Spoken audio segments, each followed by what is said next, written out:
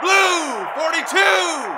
Hut, hut. Hey everybody, I'm Greg Bedard, the NFL writer at the Boston Globe, here with former Patriots tight end Jermaine Wiggins, and we are going inside the Patriots playbook with a look at Sunday's opponents, the Colts.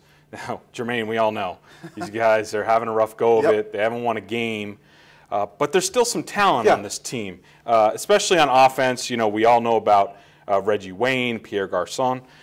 Donald Brown, the running back's done a nice job. So has the offensive line. The problem is they get a lot of this stacked box, which the Panthers did, but they still execute pretty well. And considering they're going with a quarterback change, Orlovsky, you know, a lot is going to be determined. They're going to try to run the ball to have some success. So the Patriots are going to have to stop the run. Here's a play where they scored a touchdown against the Panthers. And why don't you talk about what went right for the Colts on this play? Yeah, and what's unique here, if you look at, the Panthers have an 8-man box. And generally, you don't want to run into an 8-man box. You got 1, 2, 3, 4, 5, 6, 7, 8. 8 guys in the box. That's where they get the name 8-man box.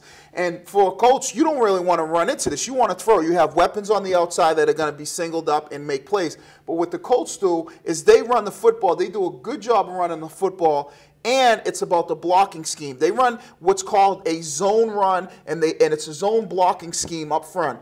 The tight end, he does a good job of blocking the defensive man out. And they start the fullback right at the butt of the tight end, between the tight end and the tackle, which is the A, B, C gap. That's where the running back wants to take the football. He has to read it. Tight end does a good job of blocking out here.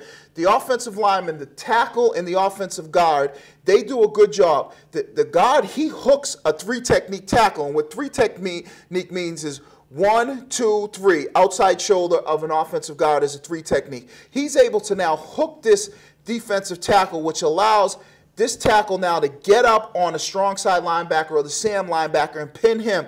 And now the fullback does a good job of leading through and blocking the strong safety. And the running back follows his lead and just is able to hit this hole.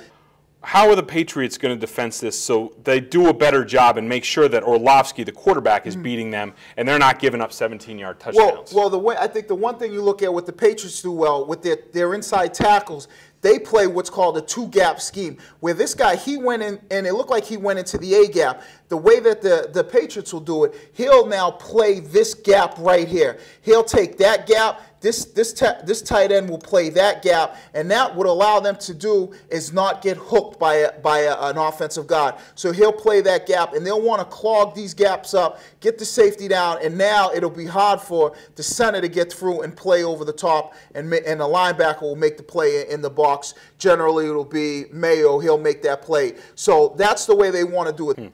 Well, the Colts are 0-11, but they have talent.